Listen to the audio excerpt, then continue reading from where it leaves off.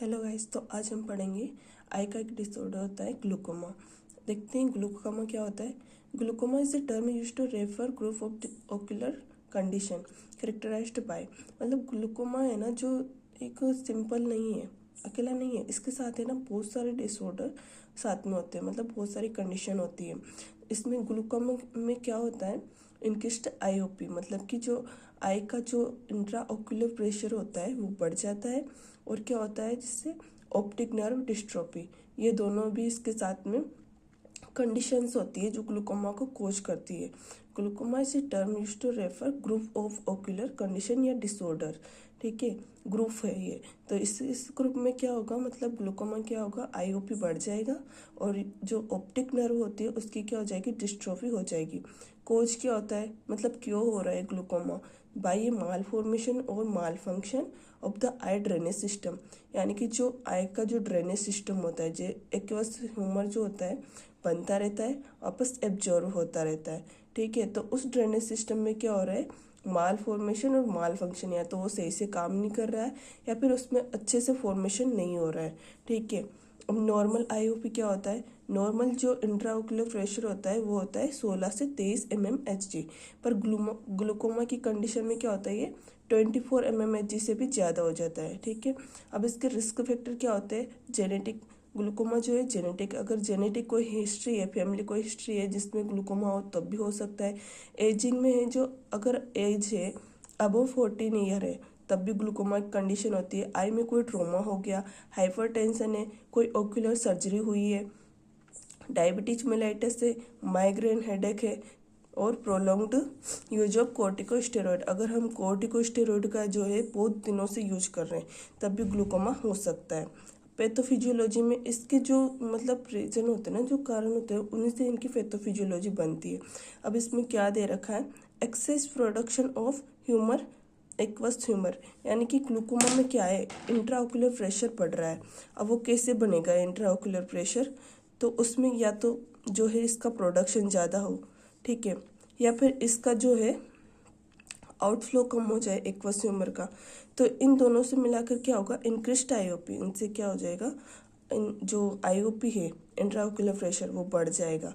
क्यों बढ़ेगा प्रेशर, उसमें कहीं से प्रेशर कहाँ से मिलेगा, इसका रीजन क्या है, या तो ज़्यादा मात्रा में जो है एक्वस ह्यूमर बन रहा हो, ठीक है, या फिर डिक्रीज आउटफ्लो, या तो बाहर जा ही नहीं रहा हो, तो decrease outflow of aqueous humour, इससे क्या होगा, इंक्रीज्ड आईओपी, इससे क्या हो गया, आईओपी बढ़ गया। इससे क्या होगा, अब इस्चेमिया ऑफ नर्व्स, अब नर्व्स जो है उनमें इस्चेमिया हो जाएगा, इससे जो ऑप्टिक नर्व होती है ना वो डैमेज हो जाएगी और उससे लॉस ऑफ विजन, उससे विजन का लॉस होगा। अब इसका क्लासिफिकेशन देखते हैं, दो प्रकार का होता है, कंजेनाइटल, यानी कि जो है एक तो जो मदर से एक्वायर होता है जो कंजेनाइटल होता है, और होता है एक एक्वायर्ड जो बाहर किसी के कारण बाहर से जो रीजन होते हैं उसमें होते हैं एक्वायर्ड। तो कंजेनाइटल में तीन होते हैं, ट्रू कंजेनाइटल, इन्फेंटाइल और जुवेनाइल। ठीक है, और ये एक्वायर्ड में क्या होता है, प्राइमरी और सेकेंडरी ग्लूकोमा। अब हम देखते हैं कंजेनाइटल। कंजेनाइटल जो होती है वो रेयर डिजीज होती है, अकर वही ना congenital defect in the angle of the anterior chamber, जो एंगल होता है ना, एंटीरियर चेम्बर होता है, उसमें कोई डिफेक्ट है तब जो होगा वो कंजेनाइटल ग्लूकोमा होगा। Obstruct the outflow of aqueous humour, या फिर जो एक्वस ह्यूमर जो बाहर निकलता है उसमें उसके आउटफ्लो में क्या हो जाए, कोई ऑब्स्ट्रक्शन आ जाए, तब भी ये क्या होगा, कंजेनाइटल ग्लूकोमा।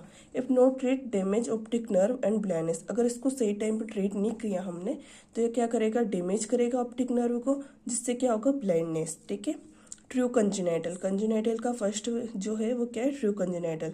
अकर वहन increase IOP during intrauterine period, यानी कि जब यूट्रस के अंदर जब बेबी होता है ना तो उसी पीरियड में उसका जो है आईओपी बढ़ गया है, तो ये क्या होगा, ट्रू कंजेनाइटल।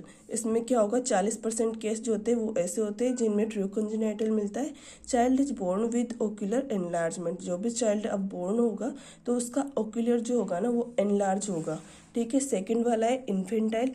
इन्फेंटाइल जो ग्लूकोमा होता है वो क्या होता है, 3 साल की उम्र में होता है और 10% केस में ये होता है। ठीक है, इसके बाद है जुवेनाइल ग्लूकोमा, ये होता है during 3 to 16 year of life, 3 से 16 साल की उम्र में होगा और 10% केस में ये होता है। अब क्लिनिकल फीचर देखते हैं कंजेनाइटल ग्लूकोमा में, यानी कि किसी को अगर कंजेनाइटल ग्लूकोमा है तो हम कैसे पता लगाएंगे। इसमें क्या होगा, लेक्रिमेशन होगा, उसमें फोटोफोबिया यानी कि जब प्रकाश में बाहर धूप में निकलेंगे तो उसको फोबिया ऐसे होता है ना, डर लगता है, उससे फोटोफोबिया रहेगा उसको। कॉर्नियल एडिमा, उसके कॉर्निया में जो है वो एडिमा प्रेजेंट रहेगा। रेस्ट आईओपी, ये इंक्रीज आईओपी तो हर एक में रहेगा ऐसे ही, क्योंकि ग्लूकोमा का जो है वो होता ही क्या है, ग्लूकोमा क्या होता है, इंक्रीज्ड आईओपी यानी कि intraocular pressure.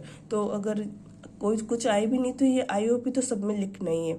Corneal diameter increase हो जाता है 13 mmHg से। अब जब आईओपी बढ़ रहा है तो उसका जो डायमीटर होता है वो भी इंक्रीज होगा, तो ये 13 mmHg से ज़्यादा हो जाता है। अब सेकंड पढ़ते हैं हम एक्वायर्ड ग्लूकोमा। एक्वायर्ड में भी क्या होता है, प्राइमरी और सेकेंडरी दो प्रकार के होते हैं, ठीक है। तो प्राइमरी में क्या होता है, प्रोग्रेसिव कंडीशन होती है। क्या होती है कि प्रोग्रेसिव कंडीशन होती है, ठीक है। Most common cause of irreversible blindness across world wide. जो प्राइमरी ग्लूकोमा होता है ना, ये मोस्ट कॉमन कॉज है पूरे वर्ल्ड में, मतलब कि जो इरिवर्सिबल, वापस रिवर्स नहीं होता है, ये इसको वापस नॉर्मल कंडीशन में नहीं ला सकते हम, ठीक है। Primary open angle glaucoma. अब जो प्राइमरी है ना वो भी 3 टाइप का होता है। पहला है primary open angle glaucoma, results from the over production of aqueous humour through trabecular meshwork result in increased IOP. ये क्या होता है, इसमें एक्वस ह्यूमर का प्रोडक्शन बढ़ जाता है। किसके द्वारा बढ़ता है वो, ट्रेबिकुलर मैस जो होता है उसके कारण इसमें एक्वस ह्यूमर का जो है प्रोडक्शन बढ़ जाता है, और जिससे क्या होगा, एक्वस ह्यूमर का प्रोडक्शन बढ़ा तो आईओपी इंक्रीज होगा and damage the optic nerve. IOP increase होगा तो वहाँ की जो नर्व होगी उन पर ज़्यादा प्रेशर होगा तो क्या हो जाएगी, डैमेज हो जाएगी।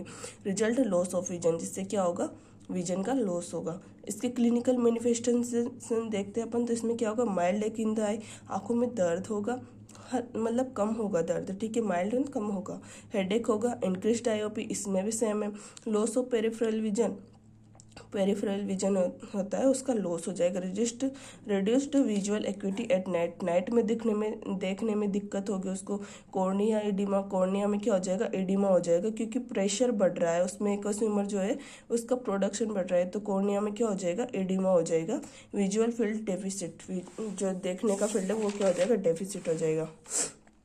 अब इसमें सेकेंड है प्राइमरी एंगल क्लोजर ग्लूकोमा। इसका जो ऑनसेट यानी कि ये कब होता है, एक तो रैपिड होता है और ऑप्थेल्मिक इमरजेंसी होती है। जब भी ये क्लोजर वाला ग्लूकोमा होता है ना, एंगल क्लोजर वाला, ये रैपिड होता है यानी कि जल्दी से होता है। ऑप्थेल्मिक इमरजेंसी होती है, इसमें इमरजेंसी वाली कंडीशन होती है। अगर ट्रीट नहीं किया गया तो ये क्या करेगा, ब्लाइंडनेस कर देगा। कब कर देगा ब्लाइंडनेस, 3 से 5 दिन में ये जो है ब्लाइंडनेस कर देगा, क्योंकि इमरजेंसी वाली कंडीशन होती है, ठीक है। इसके कोज क्या है, अब abnormality of structure in front of the eye, मतलब कि है ना, आई के जो है कोई भी अबनॉर्मल स्ट्रक्चर बन गई है इन फ्रंट ऑफ द आई के फ्रंट में कोई अबनॉर्मल स्ट्रक्चर बन गई है। अब ये जो है तो उससे क्या होगा, ये प्राइमरी एंगल क्लोजर ग्लूकोमा। उसमें obstruction to the outflow of aqueous humour, जो भी वो अबनॉर्मल स्ट्रक्चर थी ना, वो जो एक्वस ह्यूमर बाहर जा रहा है उसमें ऑब्स्ट्रक्ट करेगी, तो ये क्या आएगा, इसका एंगल क्या हो जाएगा, क्लोज हो जाएगा, मतलब बाहर जा ही नहीं पा रहा है। इससे भी क्या हो जाएगा, वापस आईओपी इंक्रीज होगा, ठीक है। इसके क्लिनिकल फीचर देखते हैं हम, तो क्या होगा, पेन एंड रेडनेस इन आई, आंखों में दर्द होगा और रेड रहेगी आंखें, ठीक है। इंक्रीज्ड आईओपी, इसमें भी सेम है। ब्लड विजन, देखने में ऐसा धुंधला जो होता है ना वो दिखेगा। हेडेक होगा, नोजिया, वोमिटिंग, एडिमेटस कॉर्निया में वापस एडिमा हो जाएगा। विजुअल एक्यूटी वो डिक्रीज हो जाएगी। मॉडरेट पिपिलरी डायलेशन, पिपिलरी का जो डायलेशन होता है ना वो भी मॉडरेट हो जाएगा, ठीक है। अब थर्ड है क्रोनिक एंगल क्लोजर ग्लूकोमा। इसमें क्या होगा, ये क्रोनिक वाली कंडीशन जो मतलब कि धीरे धीरे बढ़ के फिर क्रोनिक हो जाएगी, बहुत लंबे टाइम से होती है वो वाले। Develop as the sequela to an attack acute angle glaucoma, यानी कि बार बार अटैक हो रहे हैं, ऐसे कि जो ग्लूकोमा होता है हुआ किया वापस से हुआ, मतलब कि सिक्वेंस जो है ना उसके बार बार अटैक हो रहे हैं, तब जाके ये क्रोनिक वाली कंडीशन होगी। एक्यूट में तो सडन होता है, थोड़ी देर होगा फिर ठीक। अब बार बार ऐसे होता है एक्यूट एंगल ग्लूकोमा बार बार हो रहा है तो वो क्या बन जाएगा, क्रोनिक बन जाएगा। इसके क्लिनिकल मैनिफेस्टेशन क्या होता है, इंक्रीज्ड आईओपी जो होता है इंट्राओक्यूलर प्रेशर वो इसमें भी बढ़ जाएगा। वो बढ़ने से क्या होगा, विजुअल एक्यूटी वो डिक्रीज हो जाएगी और विजुअल फील्ड में डिफेक्ट आ जाएगा।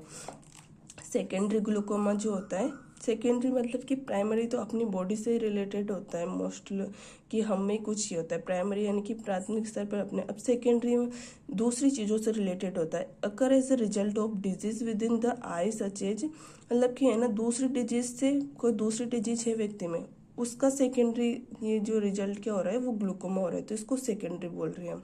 ठीक है, तो ये कब अकर होता है, मतलब कि जो डिजीज है within the eye such as uveitis, eye में कोई इन्फ्लामेशन हो गया, कोई इंजरी हो गई है आई में, तब भी क्या होगा, इंजरी हो गई है आई में तो उससे क्या होगा, ट्रोमा होगा, तो उससे भी आई में ग्लूकोमा हो जाएगा। इंट्राओक्यूलर फ्रेश हेमरेज, ओक्यूलर जो होता है उसमें हेमरेज हो गया, तब भी जो है ग्लूकोमा हो सकता है। प्रीवियस सर्जरी, कोई सर्जरी करवाई उसमें डायबिटीज है और स्टेरॉयड मेडिकेशन ये सब है, तो उसमें क्या होगा, सेकेंडरी ग्लूकोमा हो गया। यानी कि अपनी बॉडी का इसमें ये नहीं है, आई का खुद का लेवल पे नहीं हो रहा है ये ग्लूकोमा, ये हो रहा है बाहर जो अपनी बॉडी में जो डिजीज है, यानी कि डायबिटीज है या फिर हम स्टेरॉयड ज़्यादा ले रहे हैं, इन कारणों की वजह से ग्लूकोमा हो रहा है, तो ये क्या होगा, सेकेंडरी ग्लूकोमा। अब प्राइमरी ग्लूकोमा में है ना जो आई की खुद की कंडीशन होती है, इसलिए उसको प्राइमरी बोलते हैं। सेकेंडरी में खुद की कंडीशन नहीं होती है, रिलेटेड होता है, कोई सर्जरी करवाए तो उससे ग्लूकोमा हो गया, या डायबिटीज है, स्टेरॉयड ज़्यादा ले लिए, तो इन सब से अगर ग्लूकोमा होता है तो वो सेकेंडरी ग्लूकोमा बोलेंगे हम। Thank you. अगर आपको समझ आया हो तो लाइक करें, शेयर करें और सब्सक्राइब करें।